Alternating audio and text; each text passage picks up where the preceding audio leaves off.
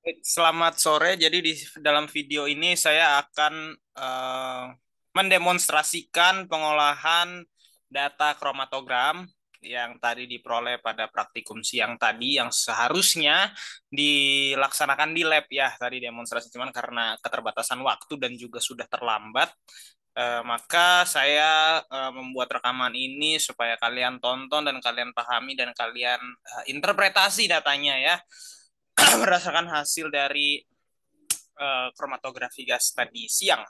Oke, jadi saya berharap kalian bisa mengolah data sendiri berdasarkan panduan dari video ini. Oke, baik. Uh,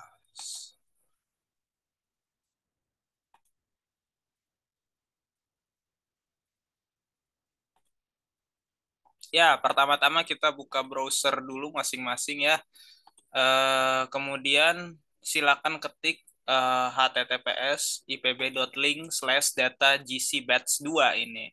Oke, https ipb.link/data gcbatch-2 dan kita enter.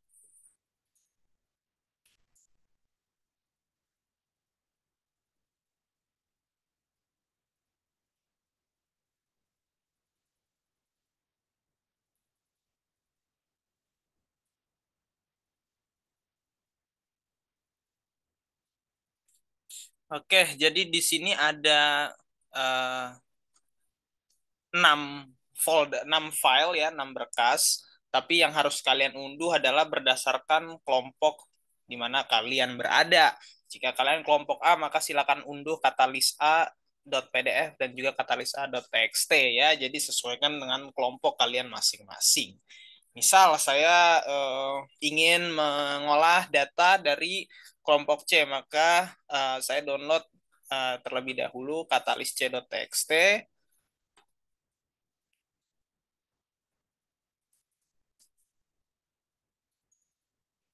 ya sambil ditunggu. Kemudian saya juga mendownload yang katalis.c.pdf. Jadi dua ekstensi file tersebut silakan diunduh kedua-duanya.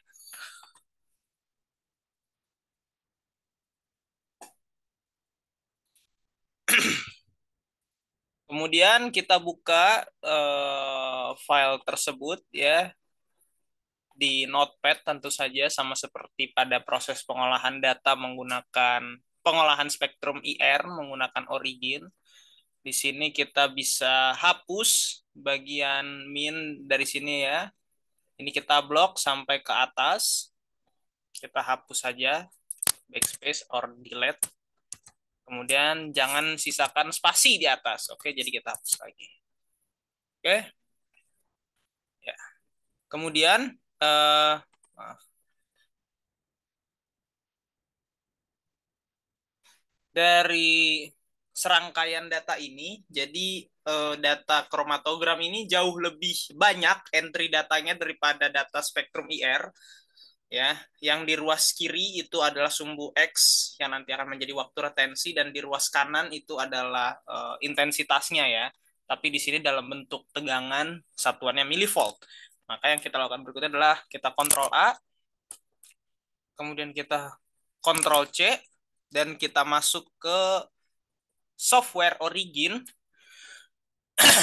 Kemudian kita klik di nomor satu ini dan kita kontrol V untuk menyalin data tersebut. Kemudian jika ada tanda pagar seperti ini tinggal diperlebar saja.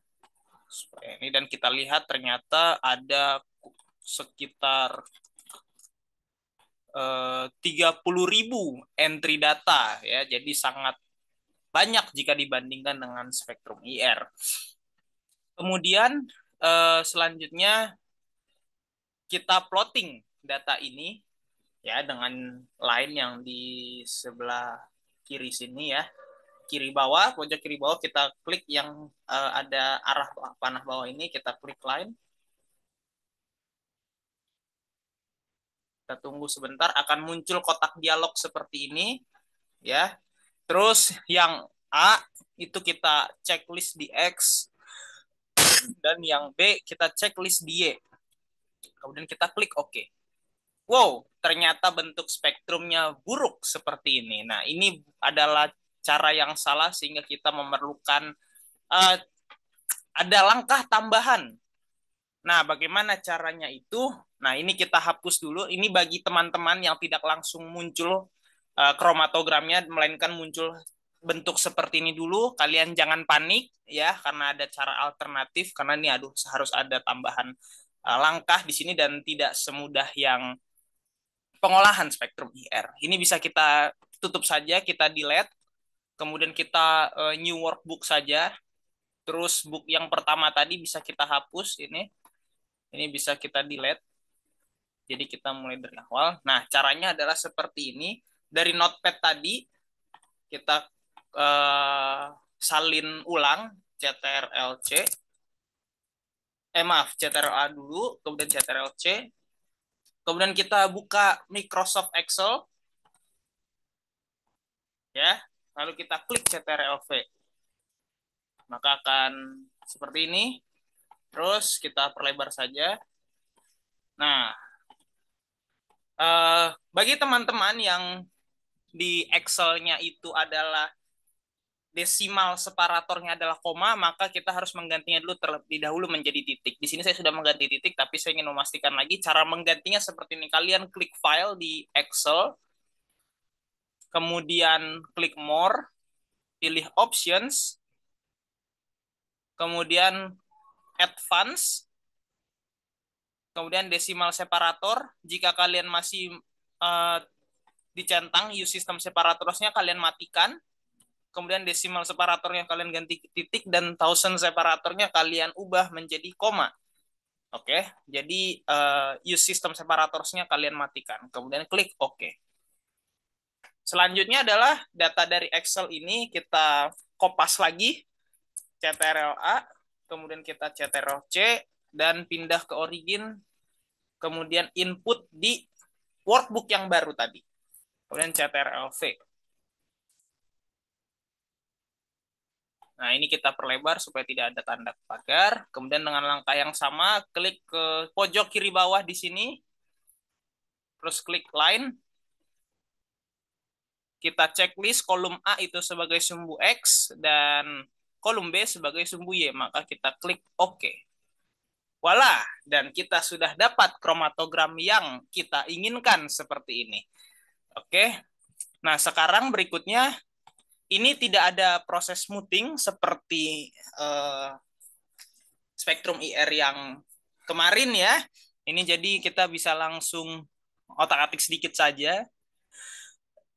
Ini yang B di sini bisa kita hapus. Kemudian kita atur penamaan sumbunya. Yang A ini adalah waktu retensi. Satuannya adalah menit. Kemudian yang B ini adalah tegangan ya. Tapi bisa kalian tulis juga sebagai intensitas. Nah, karena kedua-duanya benar.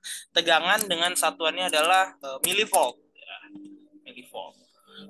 Kemudian ini bisa kita dekatkan saja ke sini. Lalu untuk mempertegas garisnya supaya lebih tebal, ini bisa kita klik 2 kali. Pilih width-nya mungkin kita tebalkan jadi 1,5, apply, oke. Nah, jadi bisa terlihat lebih jelas bahwa di sini sebenarnya ada lebih dari satu puncak, hanya saja keterpisahannya buruk ya.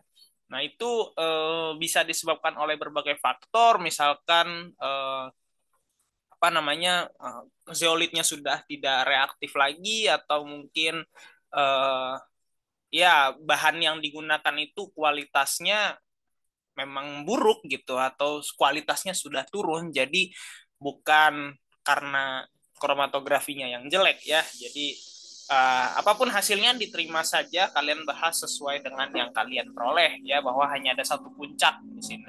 Yang kemungkinan itu puncak dari BCM dan BR2 yang masih berimpit gitu ya, masih apa istilahnya overlapping gitu ya, dan sehingga bisa diduga bahwa reaksinya itu bahkan belum berlangsung gitu.